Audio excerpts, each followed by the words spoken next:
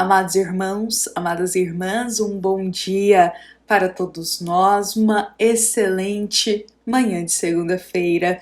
Deixamos aqui o nosso carinho para juntos começarmos o nosso momento do Evangelho Diário.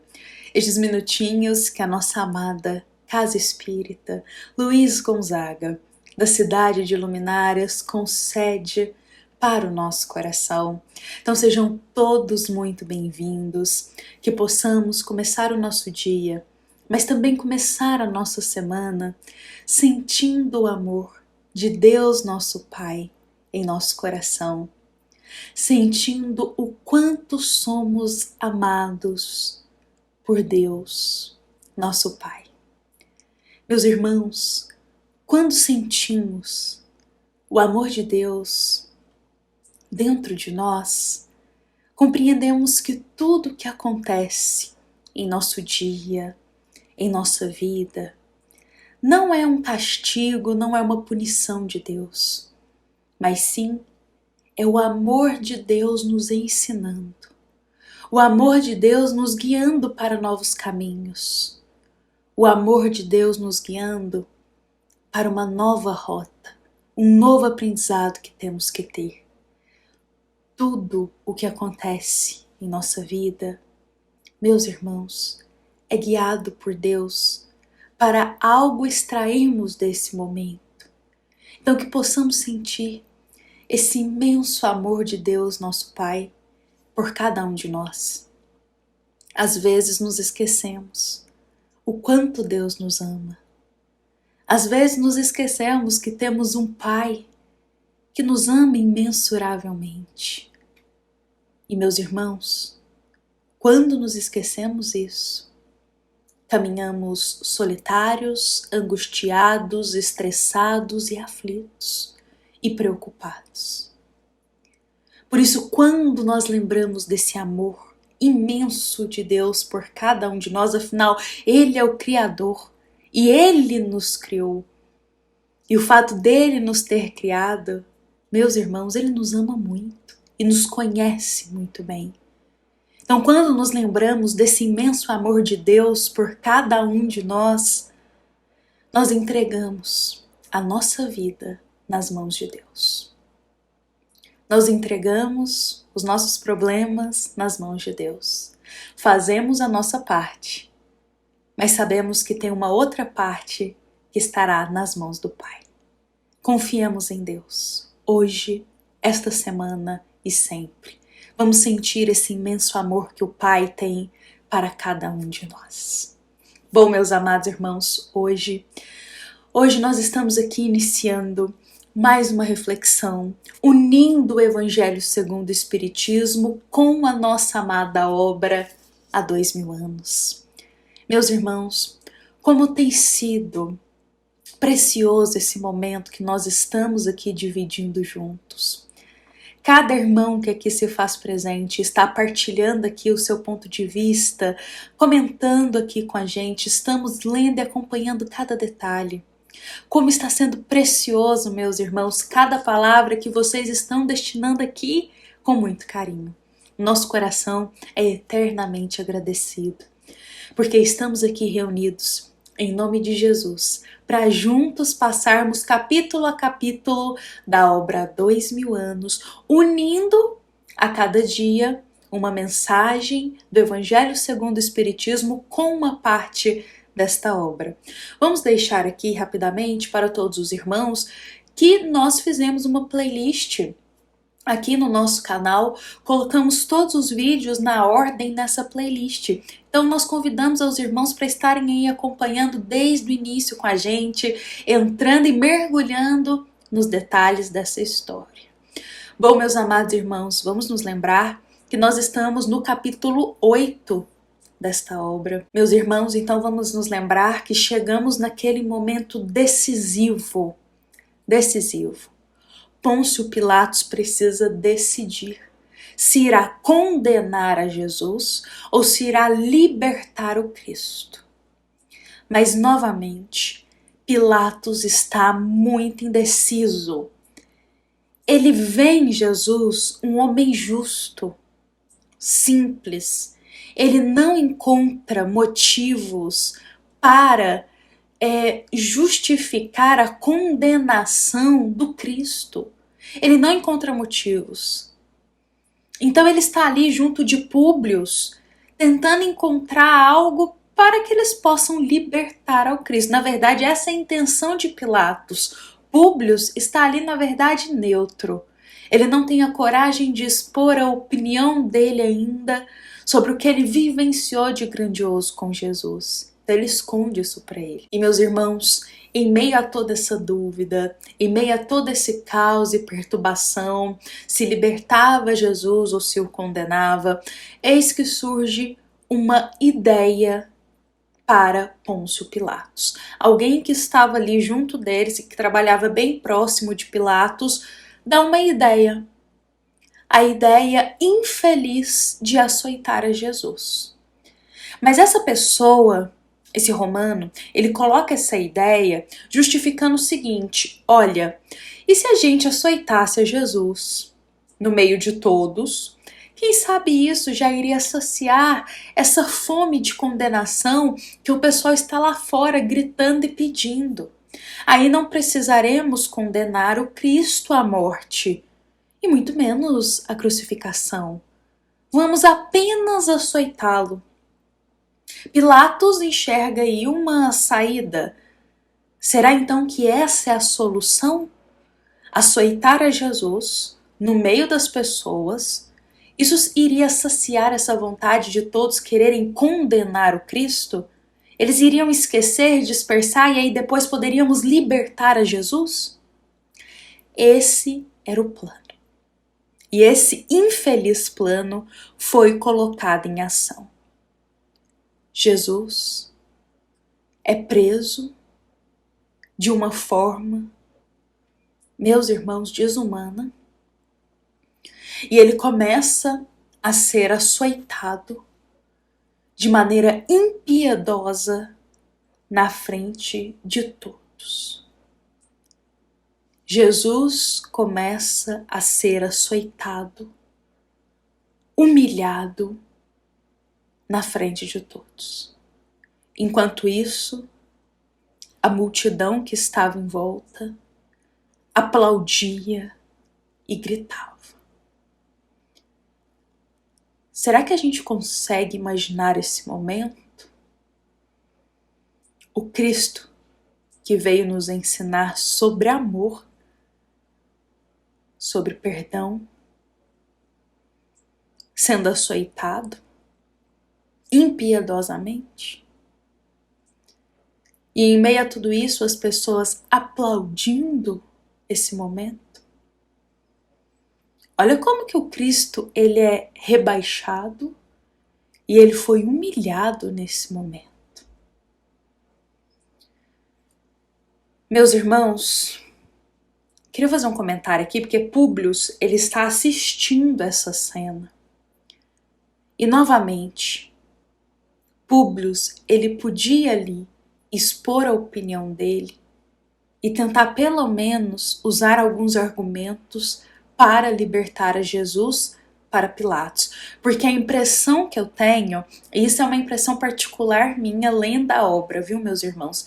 A impressão que eu tenho desse capítulo 8 é que Pilatos estava apenas esperando alguém para estar do lado dele para dizer realmente, liberta Jesus e se vier alguma consequência a gente acata isso juntos da população. A impressão que eu tenho é que Pilatos estava apenas esperando alguém ter a mesma opinião que ele, que Jesus não tinha motivos para ser preso, e alguém que ficasse do lado dele caso o governo romano viesse a reclamar de alguma coisa. Mas, meus irmãos, Públio talvez teve essa chance de fazer isso e não fez.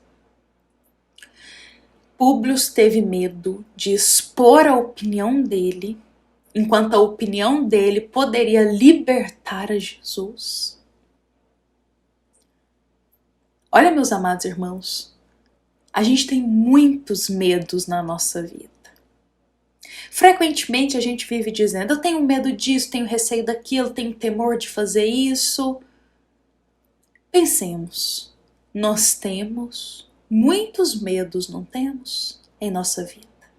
Muitas coisas que nos causam temor, apreensão, não é verdade? Mas, meus irmãos, nós devíamos mesmo ter medo de perder uma chance de ser útil no caminho do bem. A gente tem tantos medos na vida que nos levam a lugar que não nos levam a lugar nenhum, enquanto em verdade a gente tinha que ter medo de perder uma chance de ser útil no caminho do bem. A gente devia ter medo de perder chance de ser útil no caminho do bem. Olha, meus irmãos, porque Públio ele perdeu uma chance e grandiosa de ser útil no caminho do bem. Meus irmãos, nesse momento, então, retornando para a história, Jesus sendo açoitado, Públio irá se aproximar do Cristo. Jesus, aquele rosto meigo, dono dos olhos mais misericordiosos que essa terra já viu, estava agora banhado de suor e de sangue. Aquela alma serena que Públio encontrou na noite que sua filha foi curada, estava agora em silêncio e apanhando amargamente. E quando Públio vai se aproximar de Jesus, os olhos de Cristo irão encontrar com os olhos de Públio. E Públio vai abaixar a cabeça, porque ele não tem coragem, ele não aguenta olhar para os olhos de Jesus naquele momento. Olha, meus amados irmãos, nesse instante Públio vai lá para dentro. E ele chega até Pilatos e diz: governador, você não tem aí nenhum prisioneiro que a gente pode condenar no lugar desse profeta? Diante da cena que Públio viu Jesus passar, aí ele cria um pinguim de nada de coragem, vai até Pilatos e diz assim: governador, não tem nenhum outro prisioneiro aí que a gente pode substituir e mandar condenar, ao invés de enviar o profeta Nazareno para essa condenação? Novamente, eles estão pensando em táticas para saciar o desejo da população que estava lá fora de condenar a Jesus. E aí, Pôncio Pilatos gosta dessa ideia, porque ele não quer condenar a Jesus. Ele gosta dessa ideia e ele diz: olha, temos um prisioneiro que a gente pode substituir. Esse prisioneiro se chama Barrabás. Ele é terrível, temível, já tem tempo que ele está aí preso. As pessoas têm muito medo dele. Tamanha maldade que Barrabás já fez por aquela região. E ele já está há bastante tempo preso. Então, se a gente colocasse Barrabás para ser condenado, então, ao invés de Jesus? Bom, a ideia, eles colocaram ali em ação. Trouxeram Barrabás. E agora colocaram na mão do povo. Quem iria ser condenado? Jesus ou Barrabás? E nesse momento, a multidão gritava, enlouquecida, do lado de fora: condene a Jesus, liberte a Barrabás. A multidão gritava enfurecida: liberte Barrabás e condene a Jesus. Será que a gente consegue ter noção, meus irmãos, do que a gente fez com Cristo? Diante de Barrabás, que era uma personalidade terrível, as pessoas gritavam lá fora: solte Barrabás, mas condene a Jesus.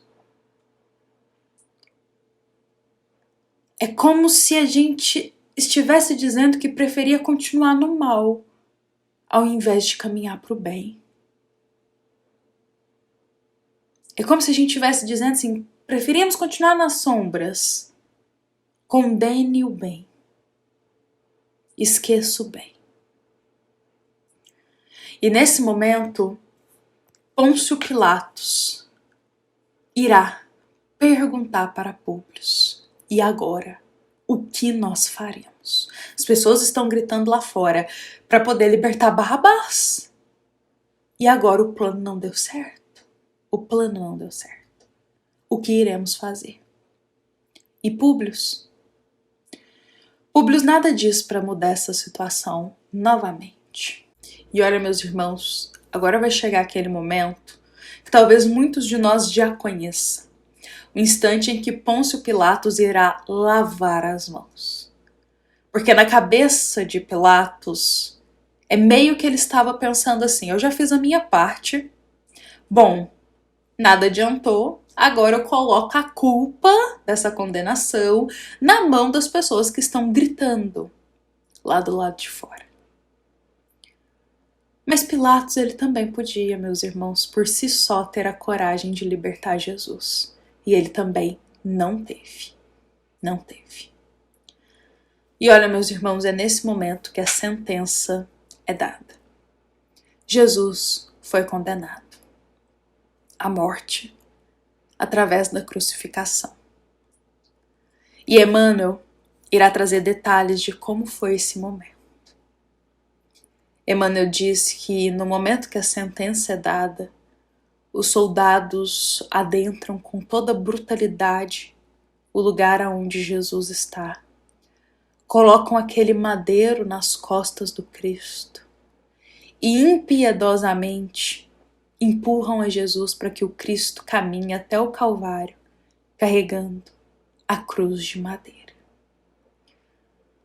Nesse momento, algumas pessoas se ajuntam por ali para acompanhar a Jesus. A maioria zombando, criticando ao Cristo. Mas alguns estavam ali de coração. Mas é válido a gente dizer que a maioria dos discípulos do Cristo não estavam ali. A maioria daqueles que foram ajudados, aqueles que foram curados, aqueles que Jesus deixou uma palavra de consolação no coração, não estavam ali com Jesus no momento que o Cristo precisava. E isso me faz pensar profundamente em algo que, nos momentos felizes, o que mais tem são pessoas para estar ao nosso lado. Mas nos momentos de sofrimento, nos momentos difíceis da vida, são poucos os que permanecem ao nosso lado.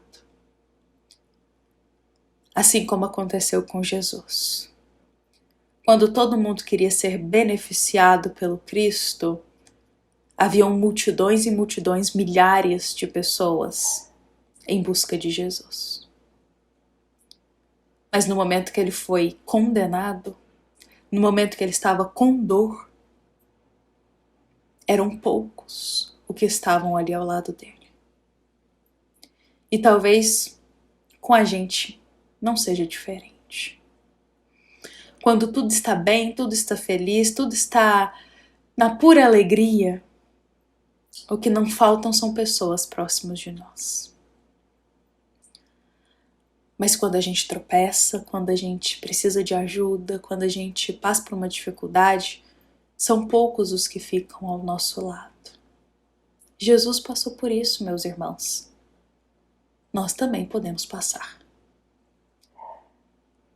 Nesse momento, nos conta Emmanuel que quem estava a todo instante ao lado de Jesus foi a sua mãezinha Maria. Maria acompanhou os passos dolorosos do filho subindo ao Calvário. Imagina o coração de uma mãe vendo o filho sofrer dessa forma, ser humilhado desse jeito. Maria ficou ao lado de Jesus o tempo inteiro. E ao lado de Maria, como diz Emmanuel, também haviam outras mulheres. E também o nosso querido João, o apóstolo. Interessante, parece que haviam mais mulheres ali ao lado de Jesus do que os homens. Jesus tinha 12 apóstolos. E a maioria aqui do que é narrado pra gente é João Evangelista, que estava ali. O resto eram as mulheres que seguiam os passos do Cristo. Olha, meus irmãos, na hora que Jesus precisou dos seus discípulos para apoiá-lo, eles não estavam lá. O que também me faz pensar que quando a gente precisa de Jesus, Ele está sempre conosco. Jesus está sempre conosco. Mas e quando Jesus precisa de nós? Nós estamos ao lado dele? Quando Jesus nos pede para perdoar, para fazer uma caridade, quando Jesus nos pede um dever e um compromisso diante da nossa existência, um sacrifício para a gente fazer, sacrifício do nosso orgulho, do nosso egoísmo. Quando Jesus nos pede algo, estamos do lado dele? Quando Jesus precisa da gente. Olha, meus irmãos, fato é que essa subida ao Calvário de Jesus foi um dos momentos mais tristes e infelizes, talvez o mais infeliz que a nossa humanidade já pôde presenciar. O dia em que a gente condenou o grande guia da nossa humanidade. O dia que a gente condenou o Espírito puro de Jesus. Aquele Espírito que ajudou a criar e desenvolver o nosso planeta, segundo Emmanuel nos diz. A gente condenou Jesus. Jesus participou da equipe de espíritos que ajudaram a desenvolver e a cuidar da Terra. Porque Jesus é o governador do nosso planeta. E a gente condenou ele à morte, na cruz. Olha, meus irmãos, e mesmo assim nesse momento, lá na cruz, com sua mãezinha ali perto, algumas mulheres e João, o apóstolo, João Evangelista, Jesus diz: Pai, perdoa-lhes, porque eles não sabem o que fazem. Enquanto Jesus estava lá, na cruz, sofrendo, sendo humilhado, Pôncio Pilatos começa a festejar em sua casa. E Públio está lá com ele, festejando. A gente consegue imaginar essa situação? Jesus sendo humilhado e Pôncio Pilatos com Públio e mais algumas pessoas começam a festejar essa condenação. Hoje eu encerro essa passagem de agora, que a gente entrou aqui no capítulo 8, eu vou encerrar o capítulo 8, na verdade, e eu vou encerrar o evangelho de hoje com uma palavra do Evangelho segundo o Espiritismo. Porque essa passagem do Evangelho segundo o Espiritismo se harmoniza perfeitamente com o que a gente refletiu aqui hoje desse capítulo da obra 2000 anos. No capítulo 9, item 7, do Evangelho segundo o Espiritismo, é-nos dito: coragem, amigos, tendes no Cristo o vosso modelo. Ele sofreu mais do que qualquer um de vós, e olha que ele não tinha nada que expiar, ao passo que vós tende de expiar o vosso passado e vos fortalecer para o futuro. Sede, pois, pacientes. Sede cristãos. Essa palavra resume tudo. Este trecho do Evangelho segundo o Espiritismo que eu reservei para nós hoje nos diz claramente: Jesus sofreu mais do que qualquer um de nós. Olha o que Jesus passou, meus irmãos. Olha os detalhes dessa condenação. Ele não murmurou, não reclamou, nenhum momento desacreditou no amor de Deus para com ele, nos planos de Deus para com ele. E essa passagem nos diz: olha, tendes o Cristo como vosso modelo. Ele sofreu mais do que qualquer um de vós e olha que ele não tinha nada para expiar na terra. E agora nós temos o nosso passado para expiar, as nossas provas para pagar e ainda temos que nos fortalecer para o futuro. Então, quando uma prova e uma dificuldade chegar, lembremos: força. Sejamos cristãos. Cristo sofreu mais do que qualquer um de nós. O fardo dele não foi aliviado. O nosso também não será. Tenhamos paciência. Deus cuida de cada um de nós. Bom, meus irmãos, hoje eu encerro aqui a nossa reflexão de hoje, convidando a todos para nós entrarmos aqui amanhã no capítulo 9 dessa obra e mergulharmos em mais alguns detalhes. Porque Lívia irá descobrir que Jesus está sendo condenado nesse momento. E ela vai tentar fazer algo para conseguir libertar Jesus. Mas isso que Lívia vai fazer vai acabar gerando, meus irmãos, um penoso caminho para ela. E a gente vai descobrir isso juntos aqui amanhã. Convido a todos para estarmos aqui amanhã na terça-feira, dando continuidade nessa obra. Que todos tenhamos um excelente dia, com a paz de Jesus, sentindo o amor de Deus para conosco e nos lembrando que essa é uma mensagem da nossa amada Casa Espírita, Luiz Gonzaga, da cidade de Luminárias, para todos nós que aqui estamos presentes. Fiquemos em paz, fiquemos com Jesus. Que assim seja, meus irmãos.